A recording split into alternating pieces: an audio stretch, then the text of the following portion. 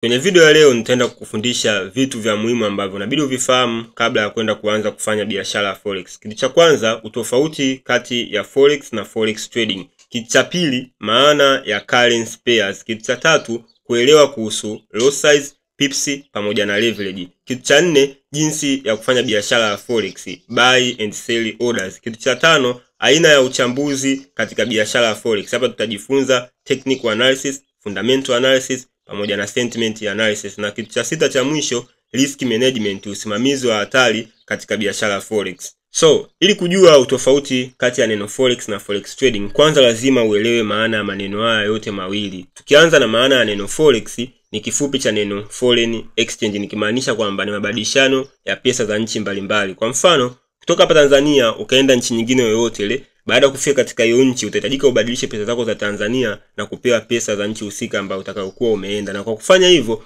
unakuwa tayari umeshafanya kitu ambacho kinaitwa forex, na hiyo ndio maana ya forex. Sasa nini maana ya forex trading? Forex trading ni biashara ya kuuza na kununua pesa za nchi mbalimbali kwa lengo la kutengeneza faida kutokana na mabadiliko ya bei. So hii ndio maana ya forex trading. Kwa hiyo utofauti uliokuwepo kati ya forex na forex trading kwamba forex ni kitendo cha mabadilishano ya pesa za nchi mbalimbali, lakini forex trading ni biashara ambayo inafanya kwa lengo la kutengeneza faida. Kwa hiyo sisi tunaenda kufanya kitu ambacho kinaitwa forex trading kwa sababu tunafanya kwa lengo la kutengeneza faida. So, nini maana ya currency pairs? Currency pairs ni mchanganyiko wa sarafu au pesa za nchi mbili tofauti. Na mfano wa currency pair ni GBP USD. Utaikuta hivyo katika soko la forex.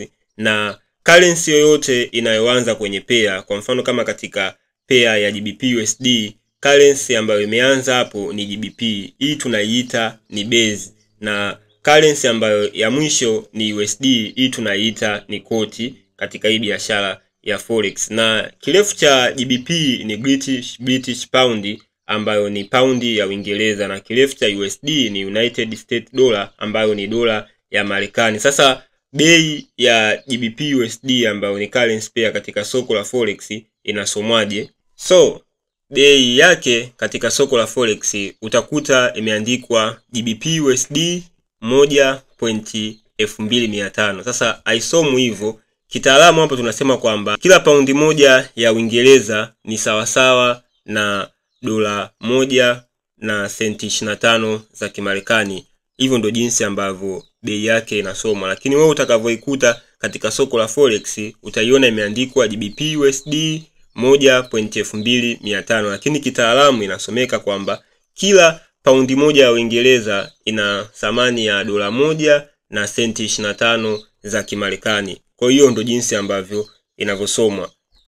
So let's say wewe una paundi unataka ubadilishane na rafiki yako ambaye ana dola. Kwa hiyo wewe ukimpa rafiki yako paundi moja, yeye inabidi akupe dola 1 na senti 25. Kwa hiyo ndo thamani ya paundi kwa dola. So, tuangalie nini maana ya lot size, pips na leverage. Tukianza na lot size, maana yake ni ukubwa wa nafasi unaofungua sokoni. Na kadri lot inavyozidi kuwa kubwa ndio faida au hasara inavyoongezeka kuwa kubwa pia. Kuna aina kuu tatu za lot size. Aina ya kwanza ni standard lot ambayo ni sawasawa na unit 100,000. Aina ya pili ni mini lot ambayo ni sawasawa na unit 10,000, na aina ya tatu ni micro lot ambayo ni sawasawa na unit 1000. Na let's say ukiamua kutumia standard lot, maana yake kila pip moja inaweza ikawa na thamani ya dola 10, na kwa atakayeamua kutumia mini lot, maana yake kila pip moja inaweza ikawa na thamani ya dola 1. Nini maana ya pips? Pips ni kipimo ambacho kinaonyesha mabadiliko madogo ya bei kwenye currency pair kutoka bei moja kwenda bei nyingine. Mfano, ikiwa katika currency pair ya GBP USD bei itakuwa imetoka katika 1.2500 hadi 1.2501, hapo tayari kuna mabadiliko ya pip moja. Na ikiwa bei imetoka katika 1.2500 mpaka 1.2550, hapo maana kuna mabadiliko ya pips 50. Nini maana ya leverage? Leverage ni nguvu ya ziada au mkopo wa muda mfupi ambao unapewa na broker ili uweze kushiriki biashara kubwa kuliko mtaji wako. Mfano, una akaunti ya dola 100 na broker anakupa leverage ya 1:100. Kwa hiyo unachukua dola 100 inazidishwa kwa ratio ya 100 ambayo umepewa, inapatikana dola 10,000. Kwa hiyo unaenda kushiriki katika biashara kama mtu ambaye ana dola 10,000. Sasa tuangalie faida na hasara ya leverage. So, faida ya leverage ni kwamba inakupa wewe uwezo wa kutengeneza faida kubwa hata kama una mtaji mdogo. Na hasara leverage, kama inakupa uwezo wa kutengeneza faida kubwa, basi jua kuwa inaweza kuwa kukupa hasara kubwa. Kwa hiyo unatakiwa kukifanya wewe ni kuangalia leverage ambayo kwako ni sahihi. Leverage ambayo sahihi, tumia leverage ambayo broker wako atakurecommend. Jinsi ya kufanya biashara ya forex: buy na sell orders. Tukianza na buy ni kununua kwa Kiswahili na sell ni kuuza kwa Kiswahili. So tuangalie ni jinsi gani hizi concept mbili unaweza ukazi apply kuzitumia kutengeneza faida. So tukianza na concept ya buy, huwa tunanunua kitu kikiwa katika bei ya chini na kutengeneza faida baada ya kufika katika bei ya juu na kukiuza. Kwa mfano, umenunua kiwanja kikiwa kina bei ya chini, baada ya kupanda thamani ukikiuza unakuwa umetengeneza faida. Na tukirudi katika concept ya kuuza, kwa mfano umenunua simu kiasi fulani, yes, na ukapata taarifa kwamba baada ya miezi miwili hiyo simu itashuka bei kutokana na bei ambayo umenunua sasa hivi. Kwa hiyo utakachokifanya, utajitahidi kuiuza hiyo simu sasa hivi kwa bei ya juu na utapata hela. Kwa hiyo itakaposhuka bei baada ya miezi miwili utakuja kununua tena simu ile ile lakini kwa bei ya chini. Kwa hiyo hapo tayari utakuwa una faida. So tuangalie ni jinsi gani ambavyo hizi concepts zinatumia katika biashara ya forex. So kununua, kwa mfano ukiwa umeenda katika soko lako la forex kwenye currency pair ya GBP USD, na ukisema kwamba unanunua GBP USD, maana yake unanunua currency ya kwanza katika pair, na currency ya kwanza katika pair ya GBP USD ni GBP. So ukinunua GBP, maana yake unachotegemea kwamba ni GBP itakuwa na nguvu, kwa bei yake itasogea kutoka bei fulani kwenda bei fulani. Mfano, umenunua GBP USD ikiwa katika bei ya 1.2500 na baada ya muda bei yake ikafika katika 1.2600. Hapo tayari unakuwa upo katika faida. Let's say ukaamua kuuza, kuseli GBP USD. Ukisema kwamba unauza GBP USD, maana yake kwamba unauza currency ya kwanza katika pair ambayo ni GBP. Kwa maana yake umeshaona kwamba bei ya GBP itazoofika, itakuwa haina nguvu, kwa hiyo itashuka. Kwa hiyo let's say unapouza bei ni 1.2500 na baada ya muda bei yake ikazoofika na kuzidi kushuka hadi ikafika katika 1.2300. Unaamua kuuza sasa, na hapo unakuwa umetengeneza faida. Aina kuu za orders kwenye biashara ya forex: aina ya kwanza ni market order, aina ya pili ni pending order.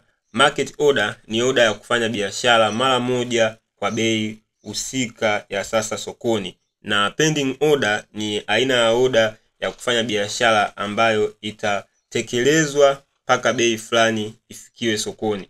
Mfano wa market order ni pale ambapo unabofya buy au sell na order yako inaingizwa sokoni muda huo huo na kwa bei hiyo hiyo iliyopo sasa sokoni.